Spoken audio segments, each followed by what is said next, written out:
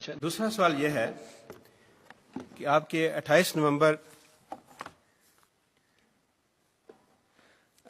2008 کو آپ کا جو میثاق میں مضمون لکھا ہوا ہے اس میں آپ نے فرمایا ہے کہ پاکستانی قوم دنیا کی منافق ترین قوم ہے۔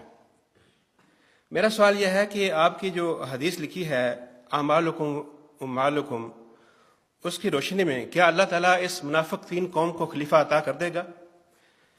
یہ میرا سوال ہے۔ دیکھیے، ایک ہے قومی سطح پر منافقت، ایک ہے کسی انڈیویجول کو منافق قرار دینا، اس میں زمین و آسمان کا فرق ہے۔ اور قوم کے اندر سب لوگ ایک جیسے نہیں ہوا کرتے۔ قوم کے بارے میں جب آپ بات کہتے ہیں تو بحثیت مجموعی کہتے ہیں، ایک ایک انڈیویجول کے بارے میں نہیں ہوتا وہ۔ اس کا میں نے جو ہے پورا تجزیہ کر کے بتایا ہے کہ اللہ تعالیٰ نے سورہ توبہ میں آیت نمبر 75، 76، 77 میں یہ بیان کیا ہے کہ مدینے کے منافقین میں ایسے لوگ بھی شامل ہیں جنہوں نے اللہ سے عہد کیا تھا کہ اگر ہمیں اللہ دولت دے گا، غنی کر دے گا، تو ہم خوب صدقہ خیرات کریں گے، نیک بن جائیں گے۔ جب اللہ نے دولت دے دی تو انہوں نے اس سے منہ پھیر لیا اور بخل سے کام لیا، تو اللہ نے سزا کے طور پر ان کے دلوں میں نفاق پیدا کر دیا۔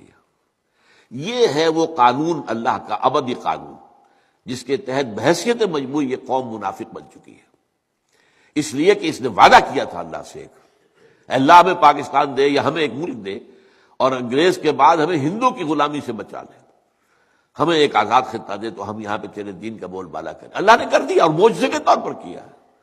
اسے یہ نہ سمجھیے کہ مسلم لیگ کی سٹرگل کا حاصل تھا یہ۔ مسلم لیگ کی بیچاری کی حیثیت کیا تھی؟ کوئی کانگریس ایسی جماعت کے سامنے؟ مسلم لیگ کی تو کوئی حیثیت جمعیت علماء ہند کے مقابلے میں بھی نہیں تھی۔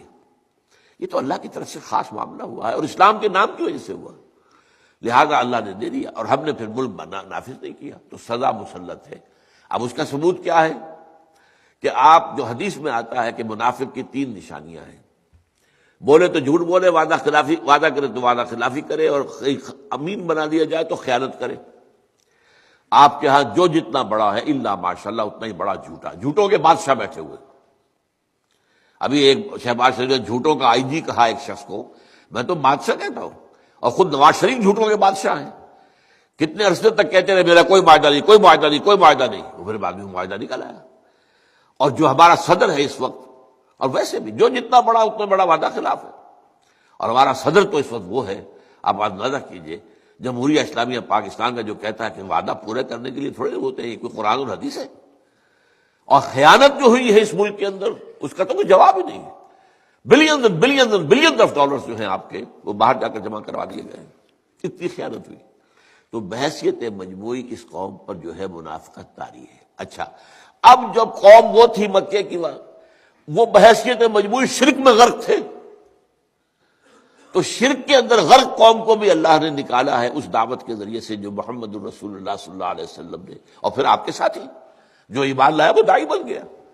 ابو بکر ایمان لائے، آتے ہی فوراً ایمان لانے کے بعد داعی بن گئے، کیونکہ حضرت ابو بکر کا تعلق تھا ایلیٹ طبقے سے، اونچے طبقے سے۔ حضور کا تعلق جو ہے اس ایلیٹ طبقے سے نہیں تھا۔ حضور تو پیدا ہوئے تو یتیم تھے، کوئی دولت تھی ہی نہیں، کوئی وراثت ملی ہی نہیں، مفلسی میں آپ کا بچپن گزرا ہے۔ آپ خود کہتے ہیں کہ میں قریش کی بھیڑ بکریاں چرایا کرتا تھا چند ٹکوں کے بس، قرارید کے بس۔ یہ آپ اس مشقت میں آپ کا جو ہے بچپنا گزرا ہے۔ پھر وہ اپنے چچا کی بدولت، اور اس کے بعد جو ہے اگر اللہ نے آسودگی ہے تو بیوی کی دولت کی وجہ سے وہ ہوئی ہے، لیکن یہ کہ آپ کے پاس اپنی دولت تو کوئی نہیں تھی اور نہ کوئی عہدہ تھا بنو ہاشم کا یا قریش کا۔ حضرت ابو بکر کے پاس بہت بڑی دولت بھی تھی، بہت بڑے تاجر تھے، اور ایک بہت سینسیٹیو عہدہ ان کے پاس تھا۔ دیت کا فیصلہ وہ کرتے تھے کہ اگر کسی نے کسی کو قتل کر دیا ہے تو اس کا خون بہا کتنا ہوگا، یہ فیصلہ۔ اب آپ سمجھتے ہیں قبائلی زندگی میں موسٹ سینسیٹیو ایشو ہوتا ہے یہ قتل کا معاملہ، اور اس کا خون بہا طے کرے وہ، لہٰذا انہوں نے فوراً دعوت دی۔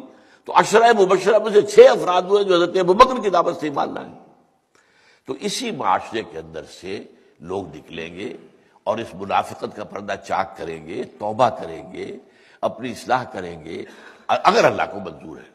اگر اللہ کو منظور نہیں ہے تو نہیں ہوگا، لیکن ہمیں کرتے رہنا ہے۔ اگر ہمیں عاقبت پر اگر یقین ہے کہ آخرت ہے، ریزریکشن ہے، حساب کتاب ہے، جواب دہی ہے، جنت ہے، دوزخ، ہمیں کرتے رہنا ہے۔